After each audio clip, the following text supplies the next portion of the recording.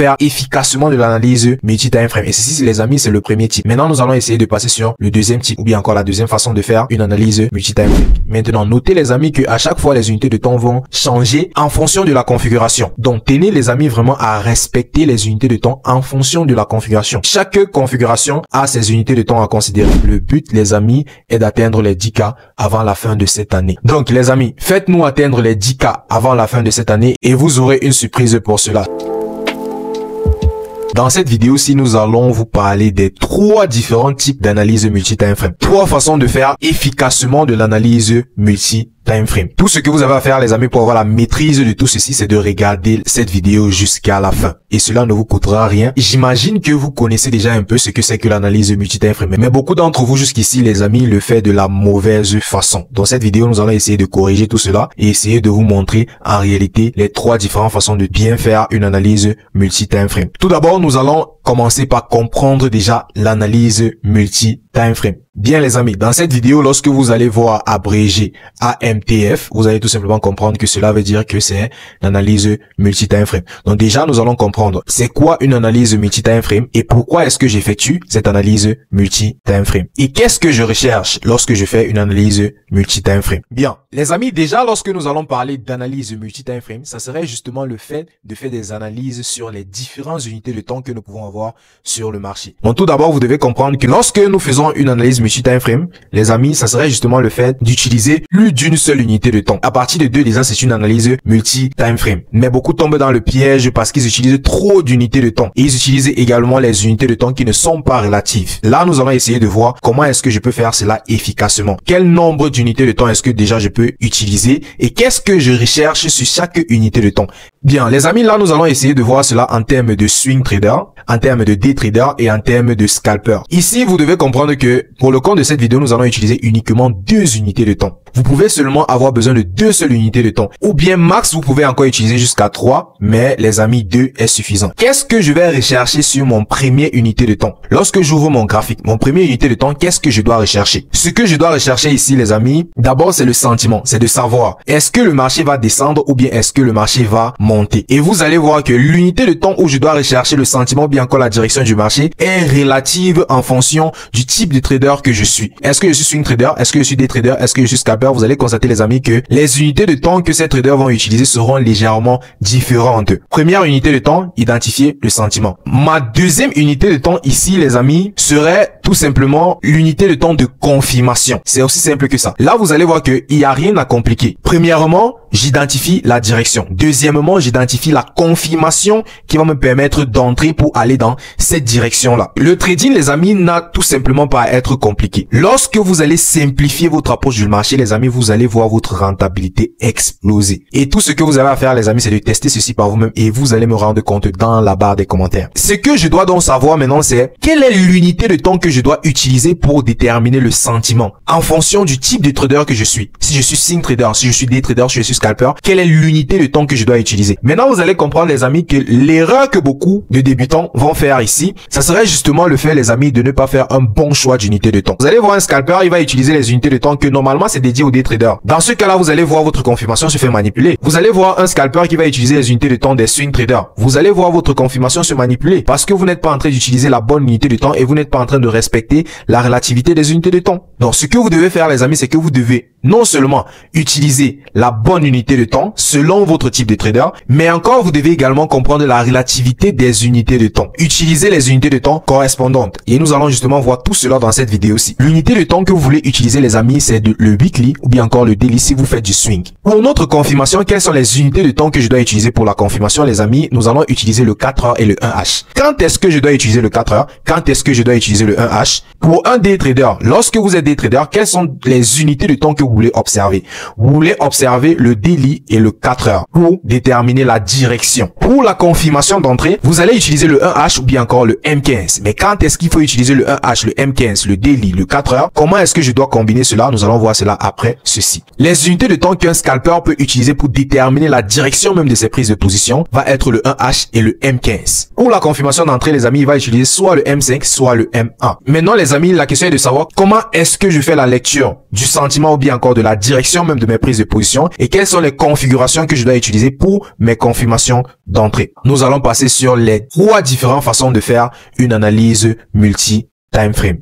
Ici, nous allons essayer de voir les différents types d'analyse multi-time frame. Pour notre première configuration, les amis, nous allons avoir la configuration structure plus structure. Cette configuration-ci, les amis, c'est tout simplement le fait d'aller sur une unité de temps et faire l'analyse en fonction de la structure et d'aller maintenant sur une deuxième unité de temps pour confirmation d'entrée, toujours en utilisant la structure. Je sais pas si je me fais comprendre. Et cette configuration-ci, les amis, est utilisée par beaucoup. Mais pour moi, ce n'est même pas la configuration la plus efficace. Pourquoi? Parce que la lecture ici, les amis, si vous n'avez pas une certaine expérience, ça serait pas aussi évident. Mais nous allons également voir d'autres configurations qui sont un peu plus faciles à analyser. Tout d'abord, je vais expliquer ceci pour que vous puissiez corriger votre façon d'analyser. Parce que vous allez voir que beaucoup d'entre vous utilisent cette configuration, mais vous ne l'utilisez même pas de la bonne façon. Bien. Lorsque j'arrive, je dois utiliser les unités de temps en fonction du trader que je suis. Donc, les unités de temps que je peux utiliser pour déterminer la direction ici serait le daily, le 4 heures, le 1H et le M15. Maintenant, l'unité de temps de confirmation serait le 1H, le M15, le M5 et le M1. Et cela, les amis, ça doit aller dans l'ordre. Lorsque vous avez utilisé le daily pour déterminer la direction du marché,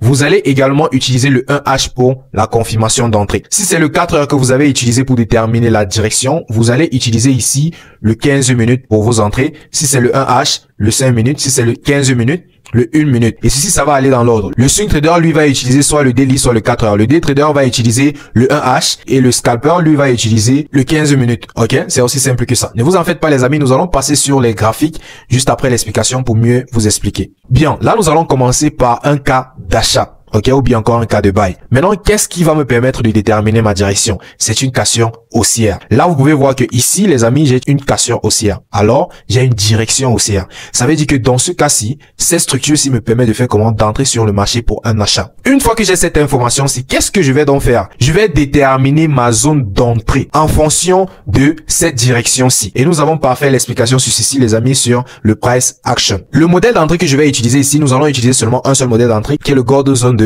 Fibonacci. Ceci, ce n'est que en cas d'exemple. Ça ne veut pas dire que ça fonctionne seulement avec les Fibos. Et en plus, j'utilise le Fibonacci. Pourquoi? Parce que peu importe ce que vous allez utiliser, que ce soit le support à résistance, peu importe que ce soit les supply and demand ou bien encore les fair value gap, vous allez constater que généralement, toutes ces configurations qui seront de forte probabilité vont toujours tomber dans la Golden Zone de Fibonacci. Lorsque nous allons passer sur les graphiques, essayez d'identifier vos différents modèles d'entrée. Vous allez voir que ça va toujours tomber sur ça. Qu'est-ce que je fais? Je vais donc mesurer ceci. Ok, je vais mesurer la direction et je vais marquer le Golden Zone qui est la zone entre 61,8 et 78. Donc, cette zone-ci. Maintenant, qu'est-ce que je fais? Je change maintenant d'unité de temps. Une fois que j'ai déjà déterminé la direction, maintenant, je vais changer d'unité de temps pour aller déterminer quoi? Ma confirmation d'entrée. Et quelle serait ma confirmation d'entrée, les amis? Ça serait toujours une cassure haussière, c'est-à-dire une direction haussière. Et dans ce cas, quelle est ma direction? Ce niveau-ci. Donc, ici, j'ai la cassure. Une fois que j'ai la cassure ici, qu'est-ce que je fais? Je vais toujours retirer mon Fibonacci, je vais mesurer et je vais marquer ma Golden Zone, tout simplement. Comme j'ai dit plus tôt, les amis, lorsque nous allons passer sur les graphiques, vous allez voir que cette zone-ci,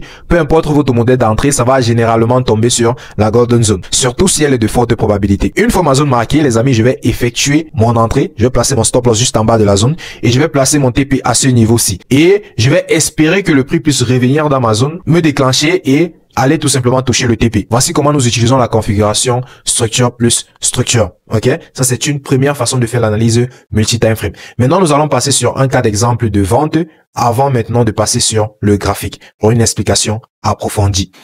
Dans ce cadre-ci, les amis, nous allons parler de la vente.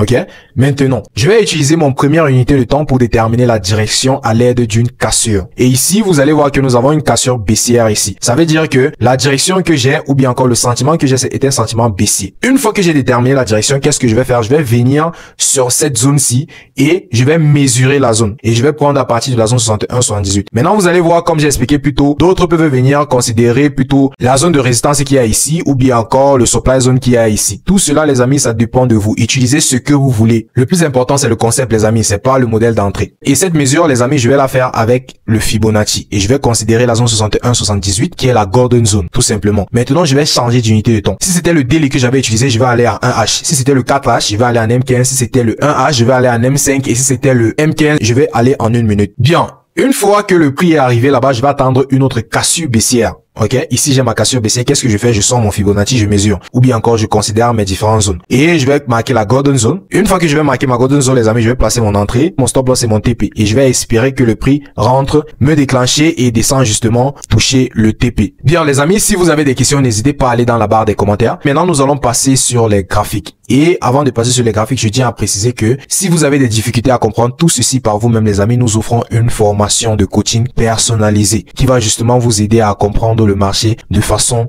rapide et de façon très efficace. Tout ce que vous avez à faire, les amis, c'est d'aller dans la barre des commentaires et cliquer sur le lien épinglé, nous rejoindre sur Telegram et nous écrire pour avoir les informations sur la formation que nous offrons. Ou bien encore, aller dans la description de cette vidéo-ci et puis cliquer sur le lien Telegram. Maintenant, nous allons passer sur les graphiques.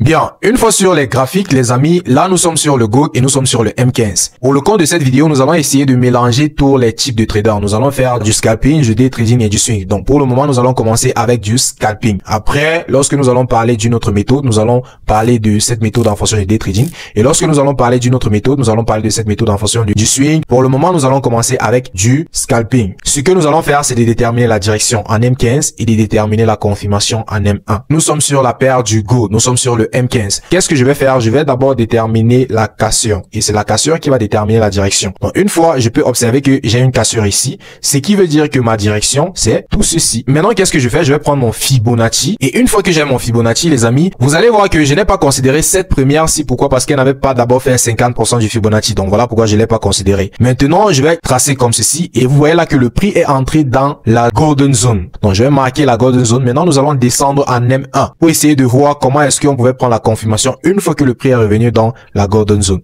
Bien, là les amis, vous pouvez voir que nous avons marqué cette golden zone-ci et nous avons cette cassure à ce niveau-ci. Ce qui veut dire que je vais prendre mon Fibonacci. Vous avez vu que c'est la même structure qui est présente en M15 qui est également présente en H1. Pourquoi? Parce que le marché est fractal. Là, vous allez voir, ceci n'a pas fait 50%, alors je vais tirer ça comme ceci. Ce qui veut dire que je vais faire comment? Je vais effectuer mon entrée là pour un achat et je vais placer mon stop loss légèrement en bas de la zone 78, puis je vais targeter le plus aussi, comme ça. Ce que vous pouvez faire les amis, c'est que vous pouvez soit décider de prendre un certain risque ratio à partir de ce niveau parce que là vous voyez que ça fait déjà 1 pour 3 et généralement lorsque vous allez utiliser le Fibo, votre premier TP va toujours faire 1 pour 3. Après vous pouvez pousser jusqu'à en haut comme ceci. Ok, là vous allez voir que ça a touché le TP à ce niveau aussi. Les amis, si vous apprenez quelque chose dans cette vidéo-ci, abonnez-vous. C'est très important. Nous essayons les amis d'atteindre les 10K avant la fin de cette année. Donc si vous avez appris ne serait-ce qu'un seul nouveau truc dans cette vidéo, abonnez-vous. Sinon vous allez frapper les stop loss. Non, c'est une blague. Mais abonnez-vous les amis. Maintenant nous allons passer dans le cadre de la vente. Premièrement, les amis, je fais comment je dois identifier ma structure. Ici, je peux voir cette structure-ci, comme ça. Donc là, je peux voir qu'il y a une cassure ici. Ça veut dire que ma direction est une direction baissière. Maintenant, qu'est-ce que je fais? Je prends mon Fibonacci de là à là et je vais marquer la golden zone, qui est cette zone-ci. Et je vais descendre en M1 pour essayer d'identifier une confirmation.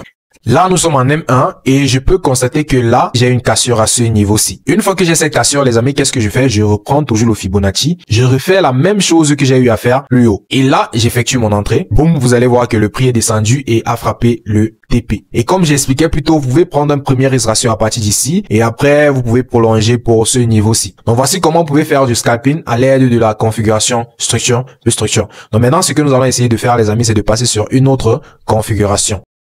La deuxième configuration, les amis, ou bien encore le deuxième type d'analyse multi-time frame. Ici, nous allons parler de bougie plus structure. Ce que vous allez faire, vous allez utiliser la bougie pour déterminer la direction et puis la structure pour vos confirmations d'entrée. C'est aussi simple que ça. Et cette configuration, si les amis, pour ceux qui savent, j'aime beaucoup cette configuration. Pourquoi? Parce qu'elle est facile à appliquer. Donc, les unités de temps à observer pour l'analyse de bougie, vous allez voir que ici, nous allons avoir du weekly, nous allons avoir du daily, du 4H et du 1H. Pour la structure, nous allons avoir le 4 heures, nous allons avoir le 1H, nous allons avoir le M15, nous allons avoir le M5. Maintenant, notez les amis que à chaque fois, les unités de temps vont changer en fonction de la configuration. Donc, tenez les amis vraiment à respecter les unités de temps en fonction de la configuration. Chaque configuration a ses unités de temps à considérer. Plus tôt, nous avons parlé du daily H1. Ça commençait à partir du daily pour les swing traders. Mais ici, vous allez voir que pour les swing traders, ça commence à partir du weekly. Donc, nous avons le weekly, nous avons le daily, pour le swing, nous avons le 4h pour le day trading et le 1H pour le scalping. Bien, nous allons voir comment faire cette analyse en termes de vente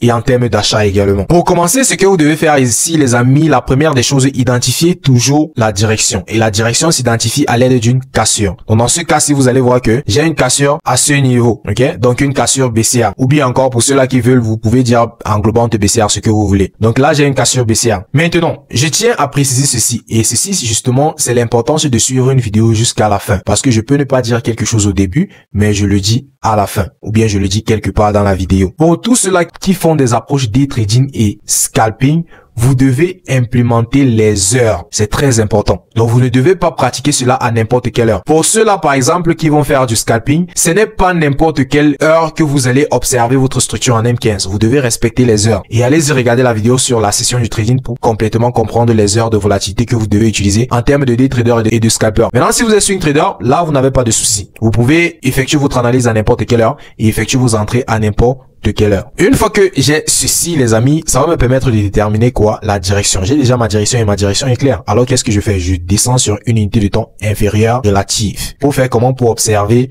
une autre direction, mais cette fois-ci en termes de la structure. Une fois que j'ai ceci, les amis, vous allez voir que là, j'ai ma cassure ici. Qu'est-ce que je fais? Je sors mon Fibonacci ou bien encore j'utilise, peu importe le modèle d'entrée que je vais utiliser, que ce soit les supply zones, les demand zones, fair value gap, peu importe, tout ce que vous voulez, les amis. Donc, dans ce cadre-ci, nous allons utiliser ceci. Qu'est-ce que je fais? Mon entrée serait placée comme ceci, mon stop loss et mon TP. Puis, je vais espérer ce mouvement du prix. C'est aussi simple que ça. Ne vous en faites pas, les amis. Lorsque nous allons passer sur les graphiques, nous allons mieux expliquer. Maintenant, nous allons passer sur le cadre de l'achat. Lorsque je vais acheter, les amis, je dois observer une direction haussière. Et la direction haussière est donnée par cette cassure qui a été effectuée par cette bougie. La cassure doit être avec le corps et non avec la mèche. Ça, c'est un. Une fois que j'ai ceci, je descends tout simplement sur une unité de temps relative. Et cette unité de temps peut être le 4h, le 1H, le M15 ou bien encore le M5 en fonction de où est-ce que j'ai observé cette englobante-ci. Pour faire comment? Pour observer une cassure haussière. Tout ce que je veux, les amis, c'est une cassure haussière. Peu importe la structure, tout ce qui m'importe ici, c'est déterminer cette cassure et de déterminer la direction. Maintenant, je prends mon Fibonacci, je place. Je place mon entrée sur le 61, le stop loss légèrement en bas de 78 et mon TP sur la zone 0, tout simplement, pour espérer ce mouvement du prix. Maintenant, ce que nous allons faire, les amis, c'est de passer sur les graphiques pour une explication améliorée.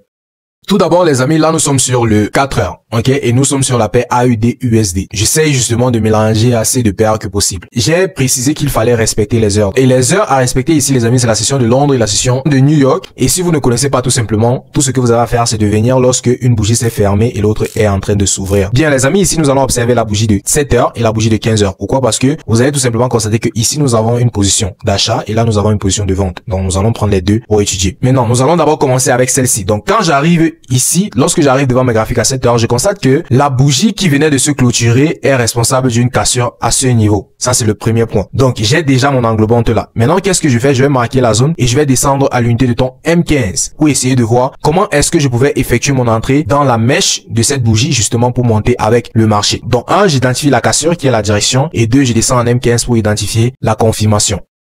Donc là, les amis, vous allez voir que j'ai ma dite structure. Donc ici, j'ai cette structure-ci. Comme ça. Et la cassure qui a été marquée en H4 correspond justement à cette cassure-ci ici. Donc, qu'est-ce que je fais? Je vais sortir mon Fibo. Et puis, je vais placer mon entrée comme ceci. C'est aussi simple que ça, les amis. Maintenant, nous allons passer sur un deuxième exemple qui est le cas de la vente.